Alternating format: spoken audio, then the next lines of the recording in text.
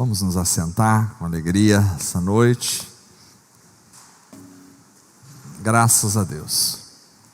Muito bom estarmos juntos, reunidos em nome de Jesus.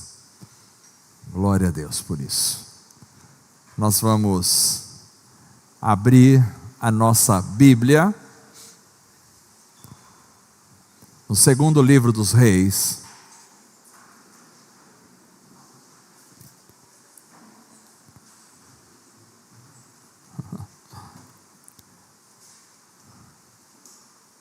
Você tem Gênesis, Êxodo, Levítico, Número, Deuteronômio, Josué, Juízes, Rute, Samuel e depois Reis. O segundo livro dos Reis, capítulo de número 4.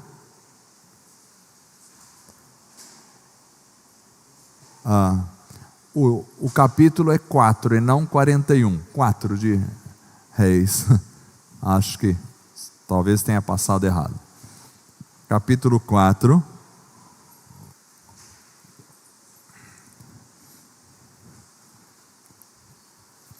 verso de número 38, até o verso de número 41.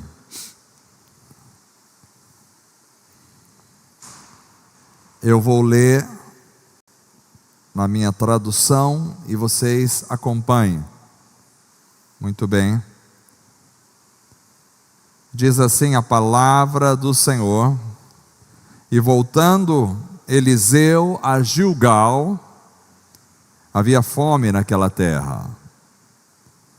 E os filhos dos profetas estavam assentados na sua presença. E disse ao seu servo: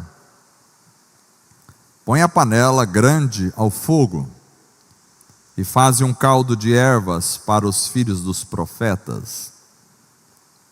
Então um deles saiu ao campo a apanhar ervas, e achou uma parra brava, e colheu dela, enchendo a sua capa de colossíntidas, e veio e as cortou na panela do caldo, porque não as conhecia. E assim deram de comer para os homens. E sucedeu que, comendo eles daquele caldo, clamaram e disseram: Homem de Deus, a morte na panela. E não puderam comer. Porém ele disse: Trazei farinha. E deitou-a na panela, e disse: Dai de comer ao povo. E já não havia mal nenhum na panela. Amém. Glória a Deus. Que texto maravilhoso, hein? Glória a Deus. Vamos orar ao Senhor novamente. Vamos lembrar da Viviane, esposa do Ilame. Está já chegando perto dos dias de dar à luz, por isso eles não vão poder estar frequentando conosco durante um período agora que o bebê já está para nascer. Vamos orar por ela, para que haja a bênção do Senhor sobre esta criança. Senhor Deus, graças te damos por estarmos juntos, reunidos esta noite em teu nome. Age, Senhor, na nossa vida, derrama do poder do teu Espírito Santo, e que a tua palavra que vai ser ministrada agora, Senhor, possa, Senhor, falar aos nossos corações. Graças te damos por tua presença maravilhosa. Graças te damos pelo Espírito Santo no nosso meio. Graças te damos pela leitura que fizemos de tua palavra esta noite. A tua palavra é a verdade, a tua palavra é viva e eficaz, salvadora, transformadora. Ó Deus, fala conosco nesta palavra. Abençoe também a Viviane, Senhor, que está nesse período de gestação já no final. Estenda as tuas mãos para guardá-la, ó Deus, para abençoá-la, e que esta criança venha com saúde, venha abençoada na tua presença. Deus amado, pedimos a tua bênção sobre todos que nos ouvem também pela internet esta noite. que a tua palavra possa atingir o coração de cada uma dessas pessoas. E assim fazemos para a glória, para a honra e para o louvor do teu nome somente. Em nome de Jesus, amém e amém.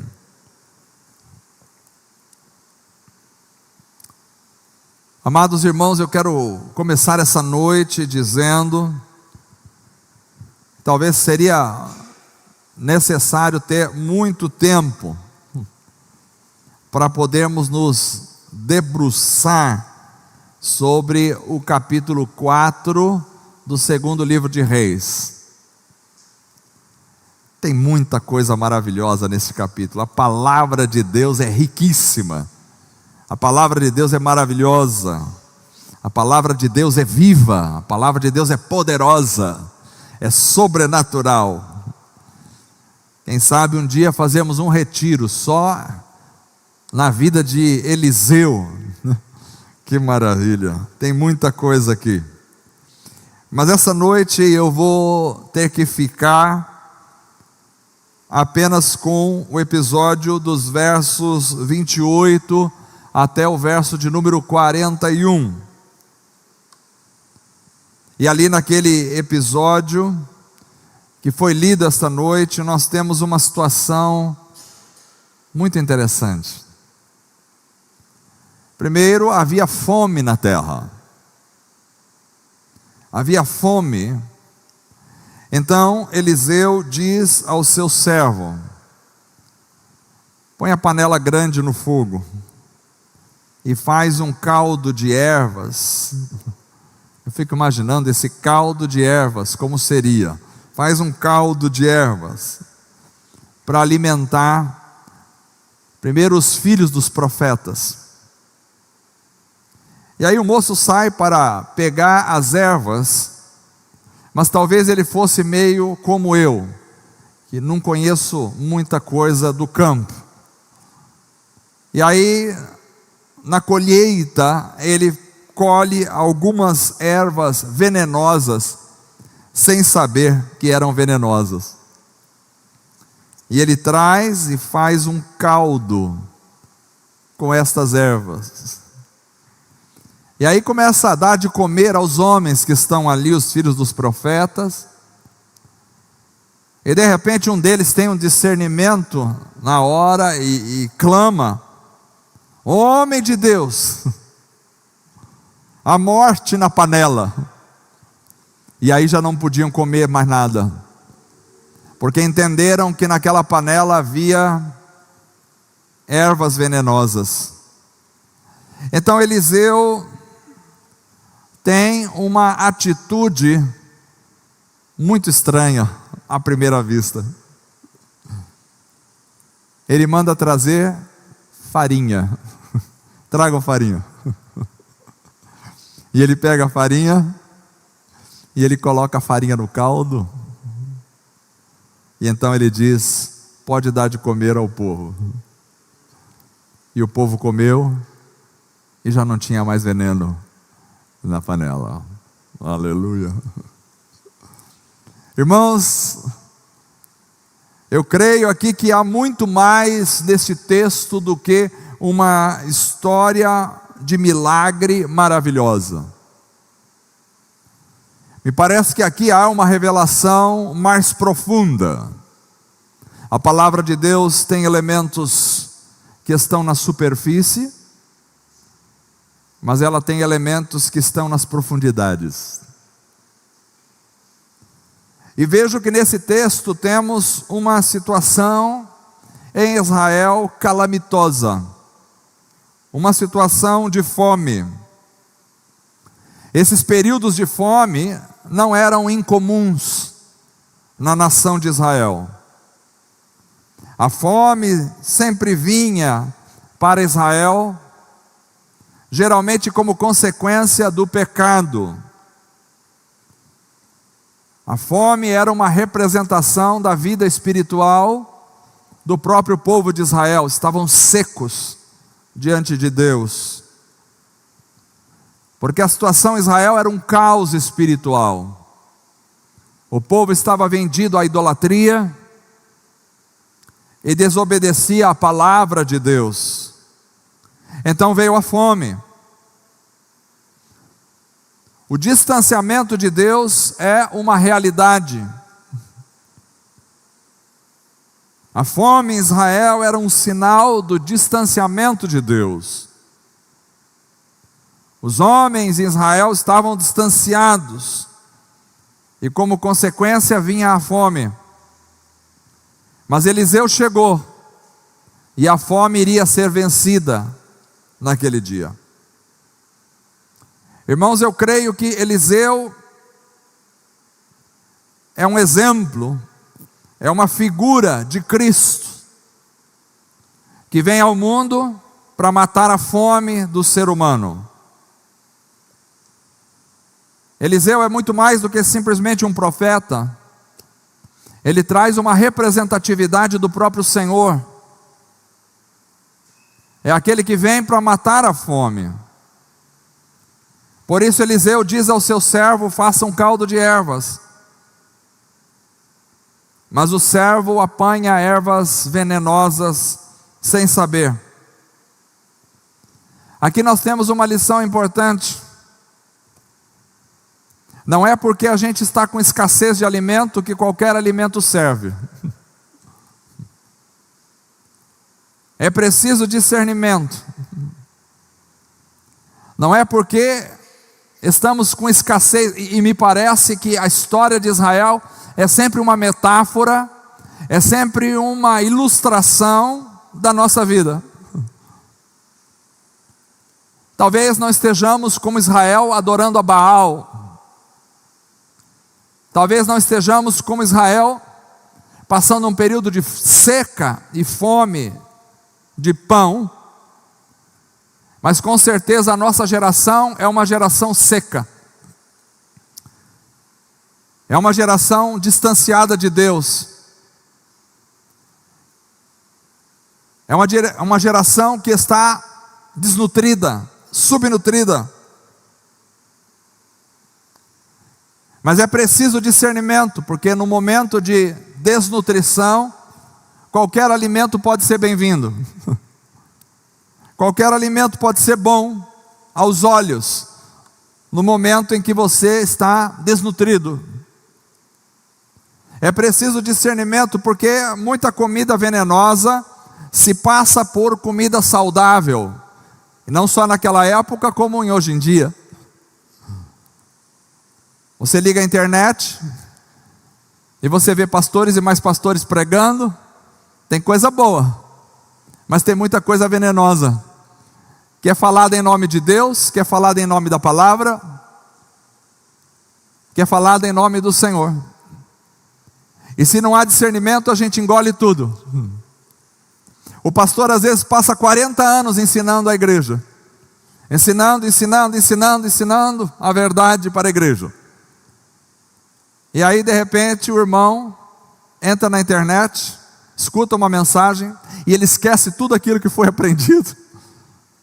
Ele engole aquele veneno e muda a cabeça, muda a forma de viver, muda a forma de ser. Porque hoje em dia há muito veneno na panela. Há muita comida que se apresenta como sendo boa comida, mas no final o resultado é a morte.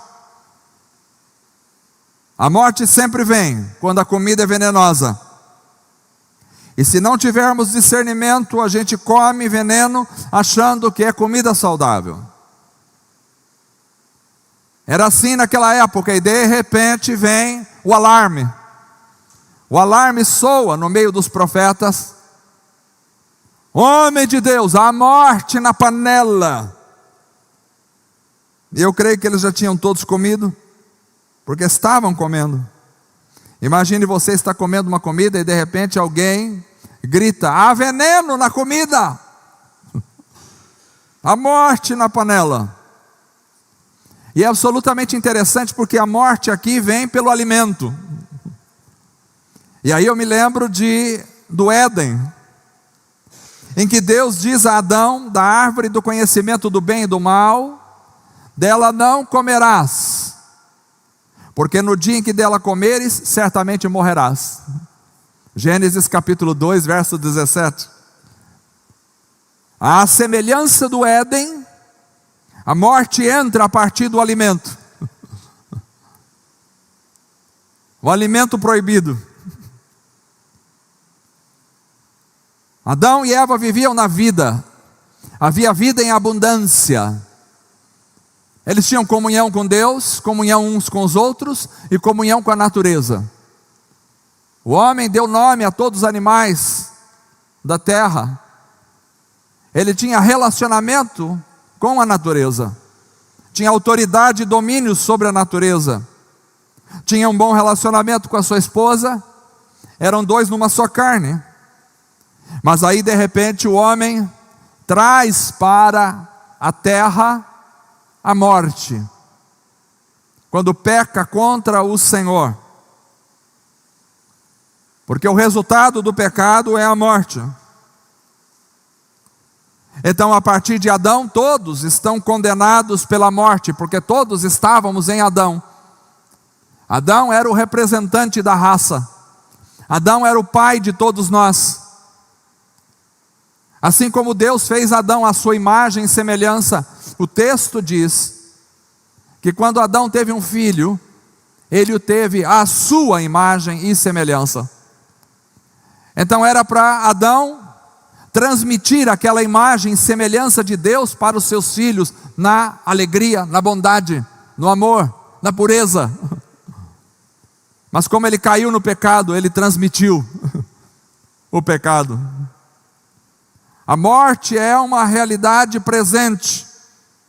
O Espírito Santo diz através do apóstolo Paulo em Efésios capítulo 2, verso 5, que todos estávamos mortos em nossas ofensas, todos, não havia exceção. Eu estava morto, você e todos nós, todos os seres humanos na terra estávamos mortos. E isso por quê? Porque o salário do pecado é a morte. Então, como todos pecaram, todos estão vivendo a morte. Essa realidade é uma realidade clara no texto. Há morte na panela. A panela é aquilo que fazemos. A panela é o nosso alimento. A panela é o nosso sustento. A panela é o mais comum dentro da casa. Toda casa tem panela. Porque a gente vive em volta da panela. A gente vive em volta da mesa. Então, se há morte na panela, há morte na casa. E havia morte na panela. Todos nós, o que comemos levava à morte. A morte estava presente, a morte. A morte na panela. Homem de Deus, a morte na panela. Mas então, aleluia, então, eu estou animado com essa mensagem. Eu já preguei 2 horas hoje de manhã, se deixar prego mais 2 hoje à noite. Para a glória de Deus, que maravilha. A morte na panela, sim, mas então Eliseu tem uma atitude maravilhosa. Deveríamos fazer um retiro só sobre a vida de Eliseu, que maravilha. E as implicações espirituais que tem na vida dele, para a nossa vida. Mas vamos ficar aqui por enquanto. E aí Eliseu manda fazer alguma coisa que é absolutamente inusitada. O verso 41 ele diz: trazei farinha. Ele não diz traga um médico. Ele não diz traga um antídoto rapidamente. Porque não havia antídoto contra a morte. Porque não havia médico que pudesse dar solução à morte. Ele não diz, olha, vamos fazer aqui, vamos provocar aqui uma ânsia, um vômito, para que todo mundo aqui possa expelir essa comida. E não havia mais, a morte já estava no sangue, já corria pelas veias. O organismo já tinha assimilado a morte. O veneno da serpente já transitava pela realidade pessoal de cada um. E ele faz uma coisa maravilhosa. Ele diz, tragam farinha. E ele coloca a farinha na panela. Veja bem, ele não faz uma oração. Ele não repreende o diabo. Ele não faz uma macumba santa. Ele não faz nada, ele traz farinha e bota a farinha na panela. E quando ele bota a farinha na panela, ele diz: pode dar de comer ao povo. Aleluia, pode dar de comer ao povo. E o texto diz que já não havia mais morte na panela. Glória a Deus. Colocou farinha. Agora preste atenção, farinha é o quê? Farinha é o quê? Farinha é trigo moído. É da farinha que vem o pão. É da farinha que vem o pão. Então eu vou dizer uma coisa para vocês: para tirar a morte da panela, precisa do pão, precisa do produto que faz o pão. Irmãos, eu creio que isso é uma referência a Cristo, quando Jesus disse em João capítulo 6, verso 51, eu sou o pão vivo que desceu dos céus, se alguém comer deste pão, viverá para sempre, e o pão que eu der é a minha carne, que eu darei pela vida do mundo. Aleluia, aleluia. Há morte na panela, até que chega o pão, porque quando chega o pão da vida, já não há mais morte na panela. Quando chegou o pão, chegou a vida. Quando chegou o pão, chegou a paz. Quando chegou o pão, chegou o conforto na alma. Quando chegou o pão, chegou a eternidade. Quando chegou o pão, a morte foi derrotada. Onde está, ó morte? Onde está a sua vitória? Onde está, ó inferno? Onde está o seu aguilhão? Tragada foi a morte pela vitória em Cristo Jesus. Aleluia. Quando chega o pão, a morte simplesmente perdeu absolutamente, completamente, totalmente o seu efeito e o seu poder, e os homens puderam ter vida. Aleluia. A vida chega com o pão. Com o pão a morte é anulada. A morte na panela, até que a farinha chegue. E quando a farinha chega, o pão da vida chega, não havia mais mal nenhum na panela. Então Cristo é a única solução para a morte. Cristo é a única solução. Eu vou dizer uma coisa essa noite: se você insistir em comer da panela sem Cristo, você vai morrer e vai colher a morte. Mas se Cristo estiver na panela, preste atenção, se Cristo estiver na panela da tua vida, então vida abundante estará em você. É preciso ter Cristo presente. Presente. Esta é uma grande realidade. É preciso ter Cristo presente. A panela é a nossa vida, a panela é o nosso lar, a panela é a nossa casa, a panela é o nosso sustento, a panela é o nosso alimento. É preciso ter Cristo presente. Preste atenção, não é só Cristo no Novo Testamento, não é só Cristo no Antigo Testamento. Porque se você tiver Bíblia em casa, mas a palavra não estiver em você, se vós estiverdes em mim e as minhas palavras estiverdes em vós, então há um condicional. Não é simplesmente saber que Jesus veio e morreu na cruz do Calvário. Não é simplesmente saber, nós cantamos sobre a morte de Jesus. E devemos cantar também sobre a ressurreição de Jesus, porque Ele venceu a morte, aleluia. Cantamos sobre a ressurreição, cantamos sobre a morte. Na morte, a nossa morte morreu, mas na ressurreição, a vida chegou até nós, aleluia. Então não é só saber que Cristo morreu, não é só saber que Cristo veio ao mundo, não é só saber que Cristo está nas páginas deste livro, não. É preciso ter Cristo presente. Enquanto tinha farinha, mas a farinha não estava misturada com a panela, a morte continuava. Tem muita gente que vê o pão, mas o pão não está nele. Se o pão estiver na prateleira na tua casa, se o pão estiver guardado, mas não estiver dentro de você, então a morte continua imperando ainda. Porque para a morte morrer, é preciso que o pão esteja, o pão vivo, esteja em você. Por isso é comer da minha carne. O pão vivo precisa estar em você. Ele precisa estar presente no ambiente. Mas não é só presente no ambiente. Cristo precisa estar presente em você. Você precisa se alimentar de Cristo. É preciso se alimentar de Cristo. Muita gente tem Cristo presente por perto, na vida do irmão, no meio da reunião da igreja, mas ele está morto por dentro, porque Cristo não entrou. Não adianta Cristo estar no teu pai, ele precisa estar em você. Não adianta Cristo estar na tua mãe, se ele não estiver em você. Não adianta Cristo estar na tua esposa, se ele não estiver na tua vida. Não adianta Cristo estar no teu esposo para você, se ele não estiver em você. Porque a vida cristã espiritual é individual, a salvação é individual. Ninguém vai levar o outro para o céu. Não adianta você agarrar sua esposa e dizer: você não sai daqui, se Jesus voltar essa noite, eu vou subir porque eu estou agarrado com você. Ela vai e você fica agarrado ao vento. Fica agarrado ao vento, se você não tiver Cristo em você.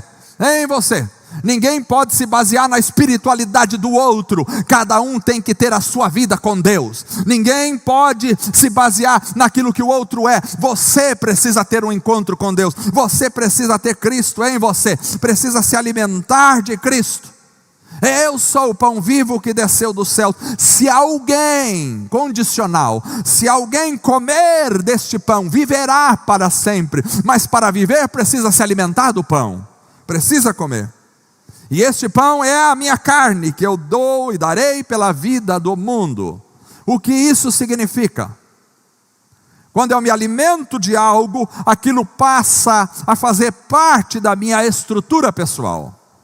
Quando você come um alimento, aquele alimento se transforma em células dentro de você, se transforma em sangue. Aquele alimento nutre o seu cérebro, nutre a sua vida, nutre o seu coração, nutre o seu ser. Quando você come um alimento, este alimento passa a ser parte de você. A sua vida vai ser baseada neste alimento. E isso é o que nós falamos a respeito do Senhor. Então Cristo não pode ficar só na leitura da palavra do domingo à noite. Não pode ficar só na reunião da igreja do domingo à noite. Não pode ficar só na vida dos irmãos que estão perto de mim. Cristo precisa estar em mim, na minha vida, no meu ser. É muito bom ver Cristo nos irmãos, mas é fundamental que Ele esteja em mim. Às vezes a gente terceiriza as coisas, diz assim: eu gostaria de ter um pastor cheio do poder do Espírito Santo. Isso é maravilhoso, eu quero ser cheio do poder do Espírito Santo. Mas se o Espírito Santo habitar no pastor e não habitar em você, o pastor vai e você fica. Tem muito pastor que diz: eu quero ter uma igreja, quero estar numa igreja cheia do Espírito Santo. Isso é maravilhoso. Eu oro para que haja um avivamento. Aliás, estamos orando. Eu convoco você para orar por um avivamento. Precisamos de um avivamento verdadeiro. Um avivamento que traga conversões, que traga vida ao coração das pessoas. Mas não adianta nada a congregação estar no avivamento e o pastor está vazio. Precisamos nos alimentar de Cristo. É quando Cristo passa a morar em mim. O que é se alimentar de Cristo? Se alimentar de Cristo é ter a sua palavra na vida. Não só na mente, mas no coração e na prática diária. A palavra. Por isso todos os irmãos devem ler a palavra. Você não pode terceirizar a leitura da sua palavra para o culto de domingo à noite. Você vem um dia da semana aqui no domingo à noite. Fica das 7 às 8:30 e pronto. Mas a palavra tem que ir com você. Você não na segunda, na terça, na quarta, na quinta, na sexta, no sábado. Você se esvazia. É preciso ler a palavra. O Senhor disse em João capítulo 15, verso 7, se vós estiverdes em mim, e as minhas palavras estiverem em vós, pedireis tudo o que quiseres, e vos será feito. Mas presta atenção, você precisa estar nele, e as palavras dele precisam estar em você.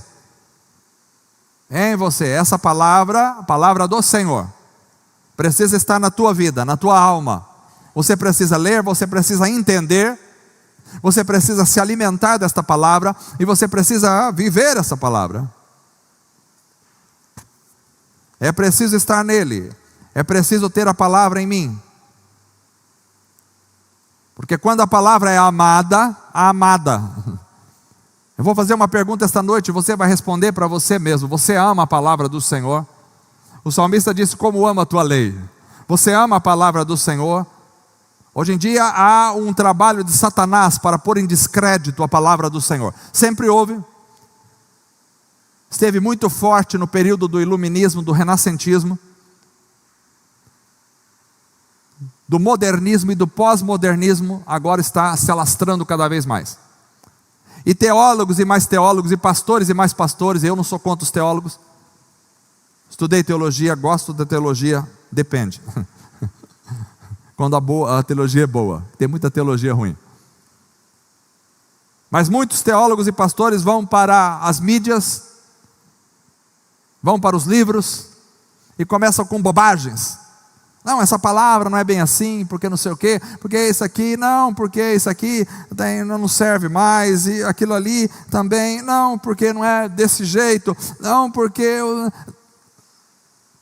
Você tem que entender, essa palavra é a palavra do Senhor, está para você, claro, você tem que interpretar ela corretamente, mas ela é a palavra do Senhor, e ela precisa estar na tua vida, na tua alma, no teu coração, na tua mente, no teu ser. Ela precisa te impulsionar, você precisa amar essa palavra, amar esta palavra. A leitura da palavra não é uma coisa assim, puxa, meu Deus, agora eu vou ter que ler, o pastor falou que vou ter que ler, tomara que seja um capítulo, hoje um capítulo por dia, tomara que seja um capítulo breve. Salmo 119, misericórdia, Salmo 119 não dá para ler num dia, não, vamos dividir o Salmo 119 em um mês, para a gente conseguir ler. Também não adianta nada você ler 10 capítulos por dia, e não meditar em nenhuma letra do que leu. Bem-aventurado o varão que não anda segundo o conselho dos ímpios, nem se detém no caminho dos pecadores, nem se assenta na roda dos escarnecedores. Antes tem o seu prazer na lei do Senhor, e na sua lei medita dia e noite. Aleluia! É preciso amar para meditar. Ela precisa estar em você. Eu sei, a gente se anima quando a gente compra um carro novo. A gente se anima quando a gente vai passear, fazer compras no shopping. Os maridos nem tanto, as mulheres ficam mais animadas com isso aí. Mas a gente se anima quando a gente tem uma festa, quando a gente vai comer um bom churrasco. A gente se anima com isso, mas às vezes a gente não consegue se animar com a palavra. Não consegue se animar com a palavra. A palavra de Deus precisa ser amada. Aqui nós temos que dar prioridade à palavra, pregação da palavra. A gente diz, 10 minutos já, não. Se o Espírito Santo mandar pregar 10 minutos, é 10 minutos. Se ele mandar pregar 15, é 15. Se ele mandar pregar meia hora, é meia hora. Se o Espírito Santo fizer igual fez com Paulo, que pregou até meia-noite, caiu alguém, ele foi lá, ressuscitou e continuou pregando até raiar o dia, que seja, pelo Espírito, nós ficamos aqui a noite inteira, se for, porque essa palavra é viva, é poderosa. Essa palavra, é preciso ser amada, é preciso ser lida, é preciso ser compreendida, mas é preciso ser aplicada. Jesus diz que nós precisamos aplicar a palavra. Aquele que ouve as minhas palavras e não as pratica, assemelhá-lo-ei a um homem que construiu a sua casa sobre a areia. Vieram as chuvas, a tempestade, o vento levou embora a casa. Mas aquele que ouve as minhas palavras e a pratica, assemelhado-ei a um homem que construiu a sua casa sobre a rocha. Bateram os ventos, vieram a tempestade, os rios bateram, mas não levaram aquela casa. Então nós devemos praticar a sua palavra.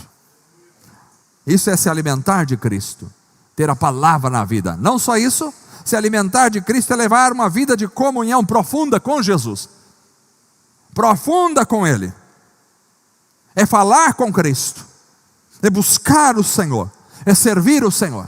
Você fala com o Senhor, você busca o Senhor, você serve o Senhor. Às vezes a gente fala com todo mundo, menos com Deus. Às vezes a gente tem tempo para conversar com todo mundo, bater um bom papo, glória a Deus. Mas e com o Senhor? Jesus disse em João capítulo 17, verso 21, para que todos sejam um, como tu, ó Pai, és em mim e eu em ti, que também eles sejam um em nós, para que o mundo creia que tu me enviaste. Então há uma união profunda, há uma comunhão entre Cristo e a igreja. A comunhão é tão profunda que o texto bíblico diz que o Pai deu Cristo como cabeça à igreja, que é o seu corpo. Assim como sua cabeça está unida ao seu corpo, assim Cristo está unido à igreja. É isso que a palavra diz. É tão profunda a união que quando Paulo, na época Saulo, perseguia a igreja, Jesus não disse, por que persegues a minha igreja? Ele disse, porque tu me persegues. Quem persegue a igreja persegue a Cristo, porque estão intimamente ligados. Então a comunhão com Jesus precisa estar na tua vida, no teu coração, no dia a dia. Você precisa andar orando ao Senhor Jesus, sonhar com Jesus, acordar pensando em Cristo, dormir pensando em Cristo. Às vezes a gente vai dormir pensando nas contas que tem que pagar, e aí acorda de madrugada e não consegue dormir. Bom, de vez em quando eu tenho acordado e não consigo dormir. Não sei o que está acontecendo com o meu corpo, não sei se eu estou ficando muito velho. Eu acordo da madrugada e não consigo dormir. Eu vou dar uma dica para você. Quando você acordar e não conseguir dormir, roda para cá, roda para lá, não consegue dormir, vai orar, aleluia. Fica orando 1 hora, 2 horas de madrugada, até vir o sono. Vai orando, até raiar o dia, seja o que for. Se você não está com sono mesmo, vai fazer o quê? Vai orar. É importante orar, buscar ao Senhor. Isto é ter comunhão com Jesus profunda. A comunhão se acontece no relacionamento. Então é conversando, é estando com Ele, é caminhando com Ele, é andando com Cristo. Se andarmos na luz, como Ele na luz está. Jesus disse, eu sou a luz do mundo. Então andar na luz é andar em Cristo. Eu sou a luz do mundo. Então se andarmos na luz, como Ele na luz está, mantemos comunhão uns com os outros, e o sangue do seu Filho nos purifica de todo pecado, aleluia. Se alimentar de Cristo. Mas se alimentar de Cristo também é ter Cristo manifestado em nós. Ou seja, o Senhor tem que tomar conta da nossa mente, do nosso ser. Paulo diz em 1 Coríntios capítulo 2, verso 16, nós temos a mente de Cristo. Ele tomou conta da minha mente, do meu ser. Paulo chegou a dizer, não vivo eu mais, mas é Cristo quem vive em mim. Que privilégio é ter a mente de Cristo, irmãos. Isto é estar em Cristo. Isto é se alimentar de Cristo. Ter a mente de Cristo, o que é? É pensar como Cristo pensa. Ter a mente de Cristo é encarar a vida como Ele encarou. Ter a mente de Cristo é encarar o mundo como Ele encara. Ter a mente de Cristo é dar respostas como Cristo deu. Ter a mente de Cristo é passar por essa vida como Ele passou. Acontece que a nossa mente é tão conturbada com tanta coisa, que é mais fácil nós termos a mente do jogador de futebol, é mais fácil a gente ter a mente do apresentador de TV, é mais fácil a gente ter a mente do filósofo não sei o que, do que ter a mente de Cristo. Nós precisamos ter a mente de Cristo. Significa que não interessa o que o mundo pensa, o que interessa é o que o Senhor pensa. Jovem, não interessa o que os seus amigos pensam, não interessa. Se eles não pensam como Jesus, não interessa o que eles pensam.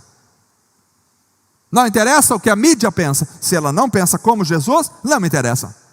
Não me interessa o que ela acha ou o que deixa de achar. Não faz a mínima diferença para mim.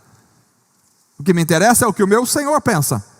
O que Jesus pensa disso. Isso é o que me interessa. Isso é o que me interessa. Então isso é se alimentar de Jesus.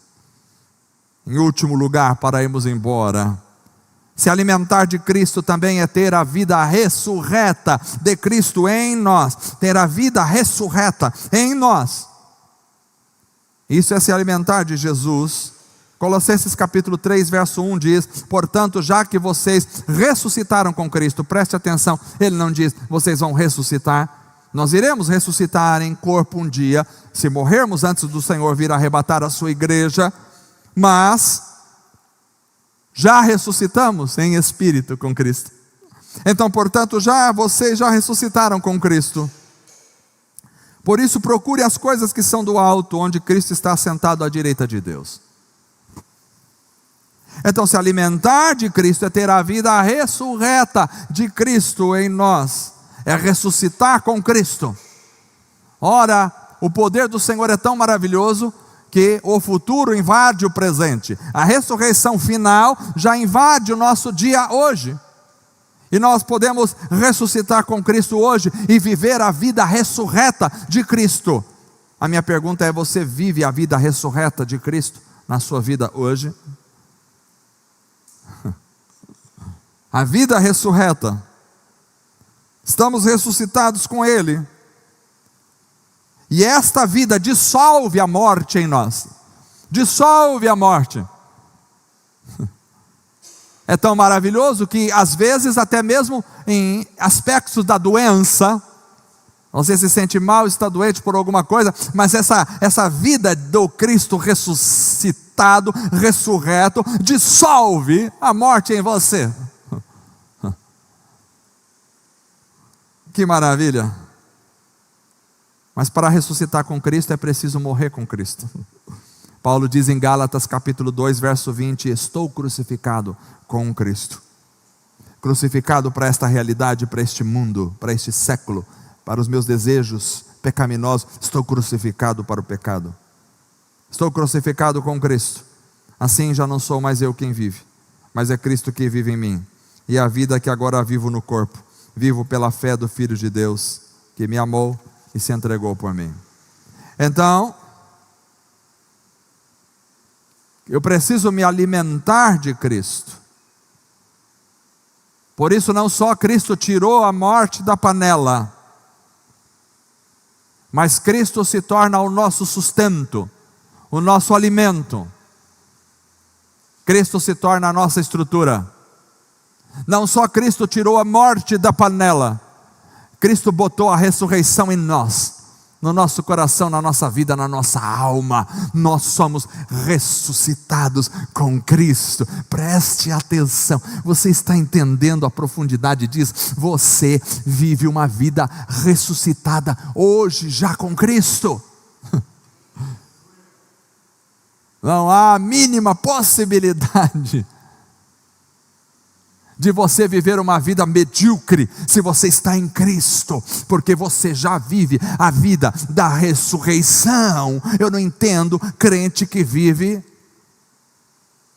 angustiado o tempo todo. Eu sei que nós passamos por lutas, por tribulações e por certas angústias na vida, mas eu não entendo crente absolutamente cabisbaixo, derrotado o tempo todo, crente que não sorri, crente que só chora, crente que só murmura, crente que só reclama, crente que sempre vê a vida em preto e branco só, crente que não consegue ver nada de bom em ninguém, crente que não consegue enxergar a obra de Deus, crente que não consegue enxergar as maravilhas do Criador.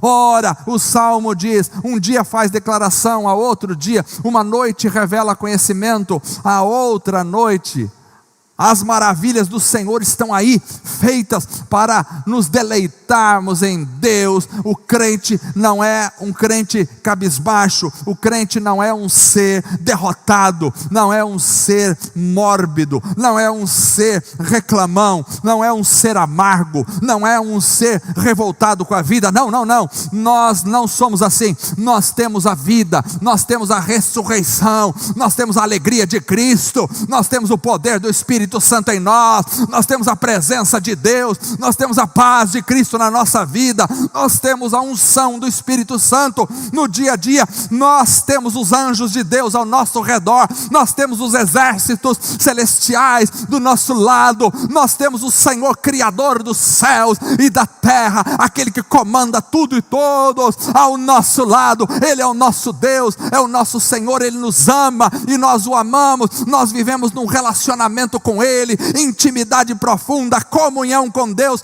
somos amigos de Deus. O véu foi rasgado de alto a baixo e nós o servimos com todo o nosso coração. Não há espaço na nossa vida para amargura, não há espaço na nossa vida para a derrota espiritual. Nós já vencemos em Cristo Jesus, aleluia. Vencemos em Cristo Jesus.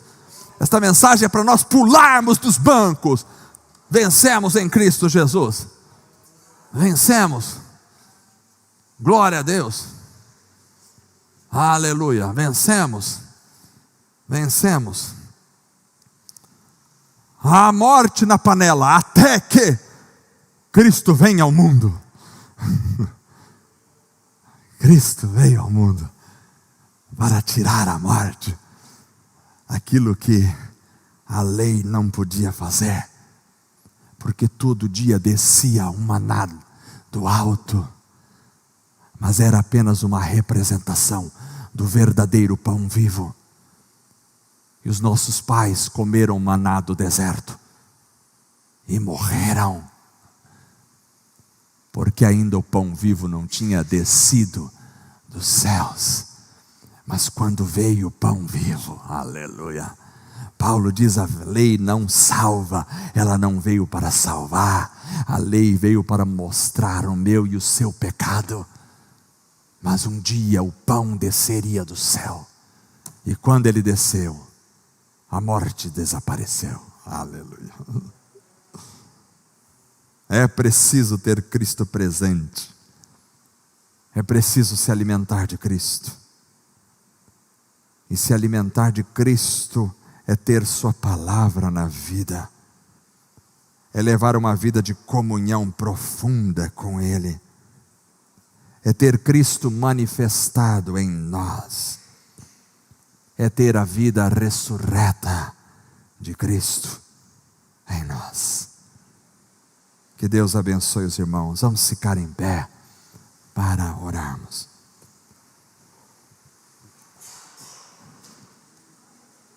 Aleluia. Grande é o Senhor, digno de toda honra e toda glória. Vamos cantar uma música ao Senhor, um louvor. Vamos cantar com força, com alegria, com gozo na nossa alma. Enquanto os irmãos se aproximam, feche os teus olhos. Senhor Jesus, Tu és o nosso pão vivo que desceu dos céus.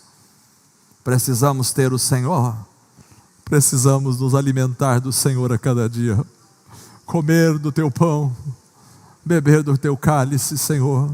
Senhor, age no meio da Tua igreja, que a vida do Senhor seja manifesta em nós, que a vida do Senhor seja manifesta na nossa vida, que rios de água viva corram do nosso interior, para a glória do Senhor, para a glória do Senhor. Senhor, Te amamos, Tu és, Senhor, a nossa esperança, Tu és a nossa bandeira, Tu és a nossa vida, Senhor.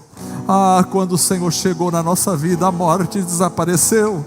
Havia morte na panela, Senhor, havia morte, mas o Senhor chegou, aleluia. E a morte, onde está, ó morte, a tua vitória?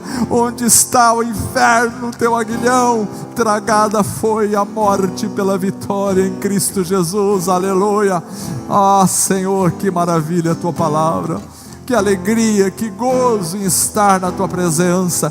Que maravilha esta reunião da igreja esta noite, onde o Senhor se faz presente, os teus anjos estão aqui, a tua presença é real em nosso meio. Oh Deus, que todos possam sentir esta alegria, este gozo, esta paz. E nós vamos cantar esta noite, Senhor, vamos cantar mais uma vez ao Senhor e Te adorar, em nome de Jesus. Amém, glória a Deus. Vamos cantar com alegria.